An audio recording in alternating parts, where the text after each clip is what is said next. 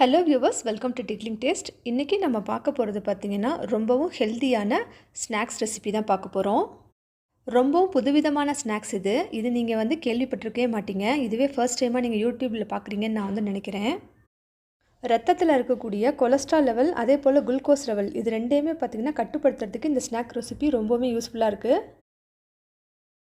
இந்த ரெசிபி பார்த்திங்கன்னா இது எங்கள் பாட்டி அவங்க அம்மாவுக்கு செஞ்சு தருவாங்களாம். அவங்க எங்களுக்கு இது அடிக்கடி செஞ்சு தருவாங்க. இதில் ஃபைபர் கண்டென்ட், அதாவது நார்ச்சத்து, கரையக்கூடிய நார்ச்சத்து ரொம்ப அளவுக்கு அதிகமாகவே இதில் இருக்குது. அதனால் நமக்கு பார்த்திங்கன்னா அந்த கான்ஸ்டிபேஷன் ப்ராப்ளம் இதெல்லாம் வரவே வராது. இது குழந்தைங்களுக்கு அவசியம் வாரத்துக்கு 2லேருந்து 3 தடவை கொடுக்கணுங்க. நம்மளும் பெரியவங்களும் சாப்பிட்ணும், ரொம்ப உடம்புக்கு நல்லது. இதை நம்ம சக்கரவள்ளி கிழங்கு, சீனி கிழங்கு அப்படின்னு சொல்லுவோம். இன்றைக்கி பசங்க நிறைய ஸ்நாக்ஸ் பார்த்திங்கனாக்கா பேக்கட் ஐட்டம் தான் சாப்பிட்றாங்க. அதுலேருந்து அவங்கள தடுக்கிறதுக்கு இந்த மாதிரி சில ரெசிபீஸை நம்ம வீட்டிலே செஞ்சு கொடுத்தோம்னா அவங்களுக்கு ரொம்பவுமே பிடிக்கும். நீங்கள் ட்ரை பண்ணி பாருங்கள். இந்த கிழங்கு எப்படி வாங்கணும்னு பார்த்தீங்கன்னா, கிழங்கு தூக்கி பார்த்தாக்க வெயிட்டாக இருக்கணும், அதே போல் நல்ல சிகப்பு கலரில் இருக்கணும், நீட்டமாகவும் இருக்கணும். அப்போ தான் இந்த கிழங்கு ரொம்ப டேஸ்ட்டாக இருக்கும். ஃபஸ்ட்டு வாங்க இந்த கிழங்கு நல்லா வாஷ் பண்ணி எடுத்துக்குவோம். வாஷ் பண்ணதுக்கப்புறமா முன்னாடி பின்னாடி அந்த கிழங்குடைய முன்னாடி சைடும் சரி பின்னாடி சைடும் சரி அது ரெண்டையும் கட் பண்ணி எடுத்துடணும். ஏன்னா பார்த்திங்கன்னா அதில் அளவுக்கு அதிகமான மண் இருக்கும். அதனால் இந்த மாதிரி எல்லா கிழங்கையும் கட் பண்ணி எடுத்ததுக்கப்புறமா இதை சின்ன சின்ன பீசஸாக கட் பண்ணிக்கணும். சின்ன சின்ன பீசஸாக கட் பண்ணிவிட்டு அதை இப்போ ஒரு குக்கரில் போட்டு வேக வைக்க போகிறோம்.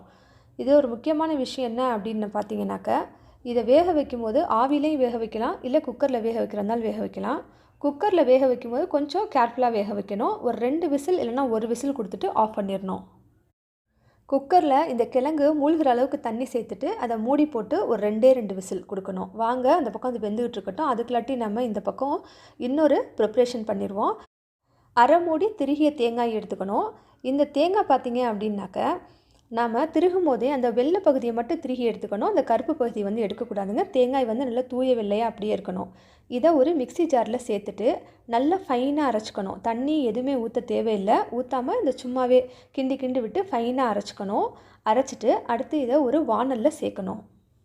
வாணல் நல்லா கொஞ்சம் ஹீட் ஆனதுக்கப்புறம் அதை ஃபுல்லாக ஃப்ளேம் குறைச்சிருங்க. குறைச்சிட்டு நம்ம அரைச்ச தேங்காய் இதில் சேர்த்து இதை மெதுவாக 3லேருந்து 4 நிமிஷம் லோ ஃப்ளேம்லேயே வச்சு விடாமல் கிண்டிகிட்டே இருக்கணும். அப்போ என்ன ஆகும் அப்படின்னா, தேங்காயில் இருக்கக்கூடிய அந்த ஈரப்பதம் மாய்ஸ்டர் எல்லாமே பார்த்திங்கன்னா உறிஞ்சிக்கும். அது எல்லாம் ட்ரை ஆயிரும். ட்ரை ஆகிட்டு நமக்கு வெறும் தேங்காய் மட்டும் ரொம்ப உதிரி உதிரியாக கிடைக்கும்.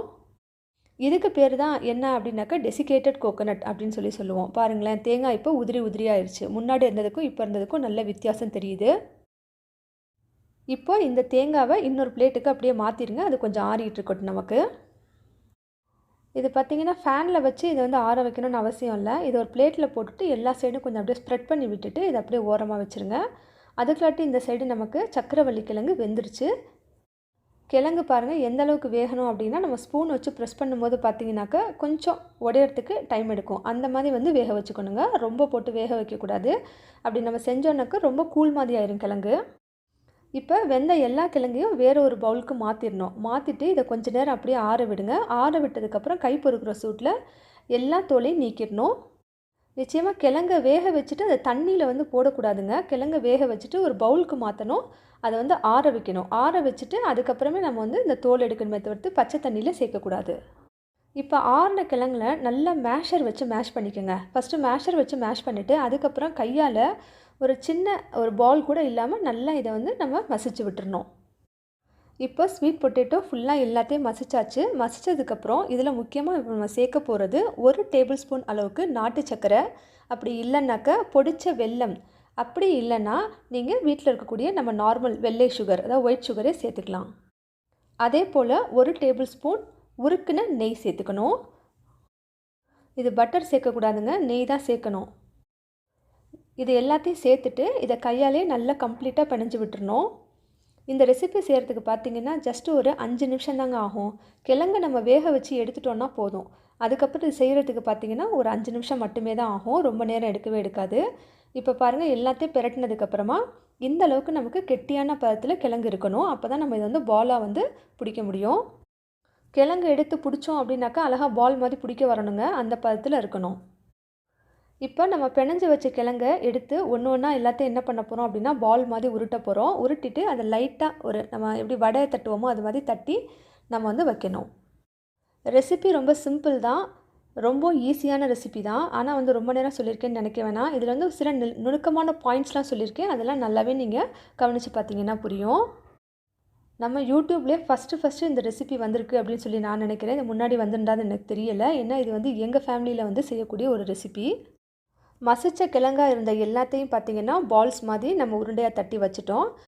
இப்போ நெக்ஸ்ட்டு என்ன செய்யணும் அப்படின்னா, ஏற்கனவே நம்ம செஞ்சு வச்சுருந்த தேங்காய் டெசிகேட்டட் கோகனட் இருக்குது பார்த்தீங்களா? அதில வந்து இத வந்து எல்லா சைடும் படுற மாதிரி ஸ்ப்ரெட் பண்ணிக்கணும்.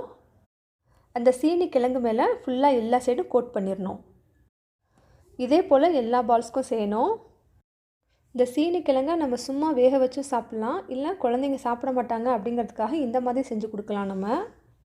எங்க வீட்ல பார்த்தீங்கன்னா, குழந்தைங்க சும்மா குடுத்தா சாப்பிட மாட்டாங்க. அதனால நான் இந்த மாதிரி தான் செஞ்சு குடுப்பேன்.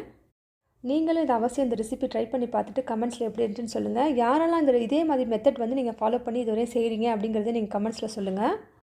உங்கள் ஃபேமிலி அண்ட் ஃப்ரெண்ட்ஸ்க்கும் இதை வந்து ஷேர் பண்ணுங்கள். அவங்களும் இதை வந்து செஞ்சு அவங்க குழந்தைங்களுக்கும் அவங்க பெரியவங்க வீட்லேயும் சாப்பிடுவாங்க. எல்லாருக்குமே ரொம்ப நல்லது. இதுவரை நம்ம சேனலை நீங்கள் சப்ஸ்கிரைப் பண்ணலனா ஃபர்ஸ்ட் டைம் பார்க்குறீங்கன்னா சப்ஸ்கிரைப் பண்ணிக்கங்க. தேங்க்யூ ஃபார் வாட்சிங்.